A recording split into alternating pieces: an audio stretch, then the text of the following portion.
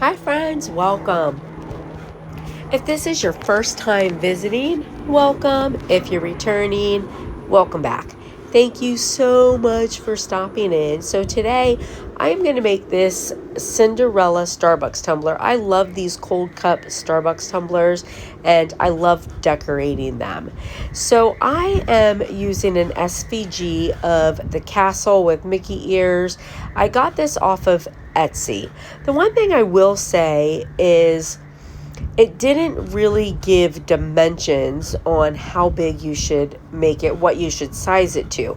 And when I just brought it in to Design Space from the file, it was very large. So it wasn't set up in the proper format. So I had to kind of figure out how I was going to do it.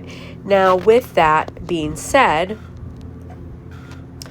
I decided not to attach everything together so that I could put it on individually to make sure that it fit okay. That was kind of a pain in the neck. So it ended up being that the height was 5 and the width was 7.19, and that fits well. So if you are going to use this SVG, you can use those measurements and then you can attach everything and put it together much easier. As you can see, I'm using this really pretty holographic vinyl. This is a blue holographic. It just reminded me of Cinderella. It is from Cricut, and I'm sure that I probably got it on sale at some point because I only buy Cricut vinyl on sale. So I'm just going to take all of my pieces and weed them. This holographic vinyl weeds so easily.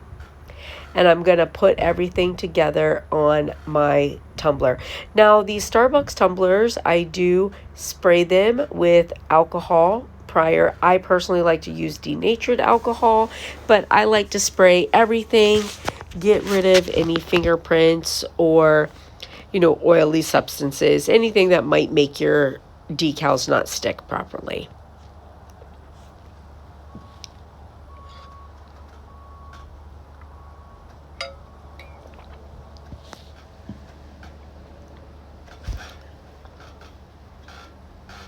All right, so I'm going to put this on in the pieces. I did have to, bring my canvas back up so that I could see how it was supposed to look, and just kind of put all of my pieces in place and kind of figure it out. I still think that I may not have gotten it completely, but I like how it turned out. So got my little Mickey ears. And then these pieces that go around the side of the Starbucks symbol are the ones that I was really worried about not being in proper place. But I really think that those measurements are good. And then doing the little firework bursts was the most challenging part of this whole thing. I mean, it was very easy, but if you're going to pick a challenging part, it would have been the little bursts. And that's because my Cricut holographic vinyl, it kept wanting to peel the backing of the paper on with it, so I had to go through and pull the paper off of each of those little bursts. So I did spare you from watching me do that because it was quite a pain in the neck. So here they are, and I'm just going to put them on each side, but I think that they're really cute and they give a lot to the tumbler. I think it looks super nice.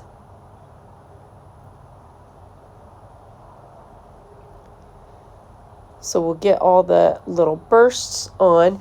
Now, I didn't initially pull up all of the pictures that I wanted to use because I really wanted to see how much room was left on my cup, having never used this particular SVG before.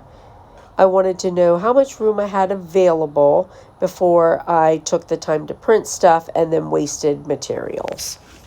So this is good, and I like it. I think it looks good, and I'm gonna have to just sort of measure and see, from where I want each of the next pieces and how big I want them to be. So for this next part, we're going to be doing a print and cut. So all of my pictures I found in Google, and I brought them into Design Space and cleaned them up. Now,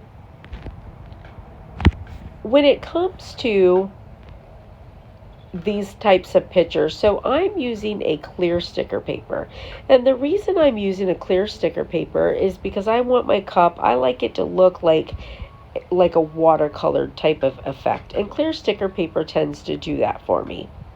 Now the nice thing is, like with some of these pictures, there's little pieces of color that if I cleaned it completely up, it would really make it hard. So clear sticker paper allows you to not have to worry about that because you're not going to see the excess around it. All right, so I printed my items and then I just set my machine on clear sticker paper.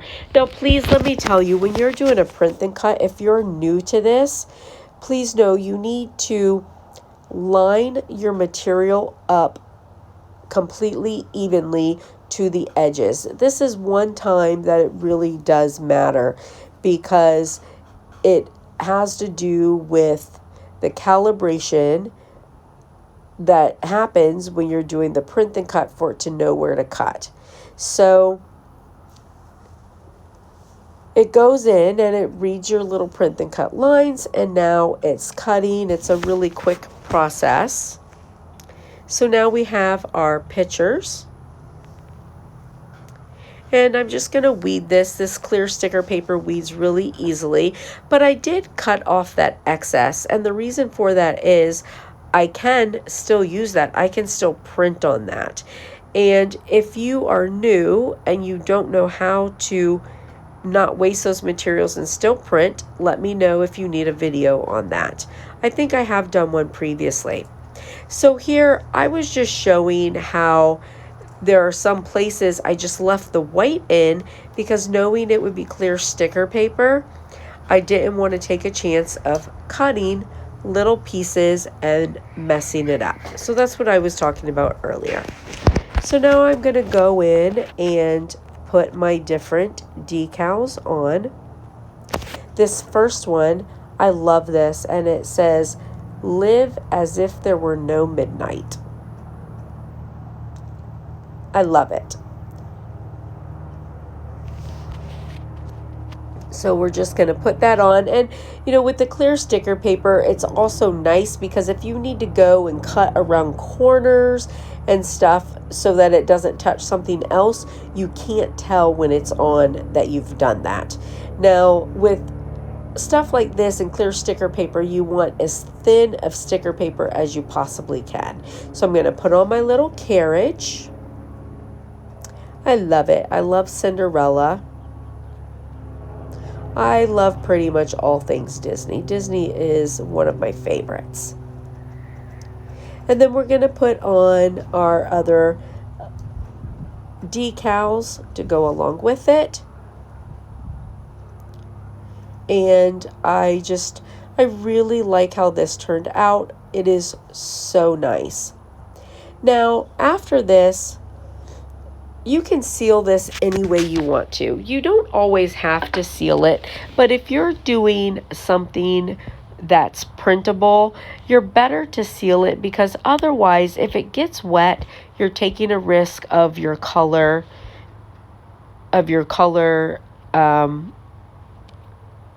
dripping or blending or something like that. So I do go on and I will seal this with Mod Podge over top of the colors. Now,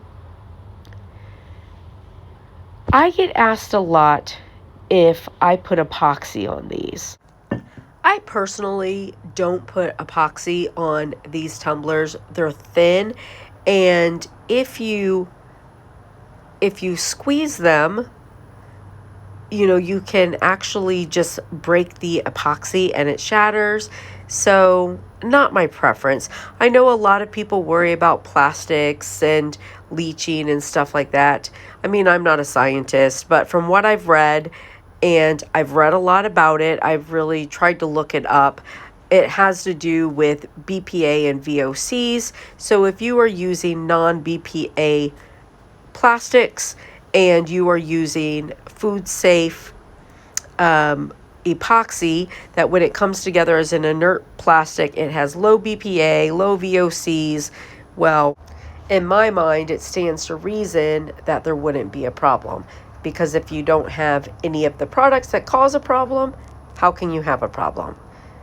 Just my thought. However, for myself, to be safe, if I am doing epoxy on plastic, I personally do only double-walled plastic or acrylic. Now, on these tumblers, this is the one tumbler that I will use Crystalac on, and I like it on these. You know that it is safe for plastic, you feel comfortable with it, but also, like, you can do just 1 or 2 layers and get a nice little shiny look, and it's not so thick that it cracks or anything if you squeeze it. Just that's just my thought. So, hey, listen, I hope you guys have a blessed and beautiful day, friends, and a wonderful weekend, and I'll see you later. Bye.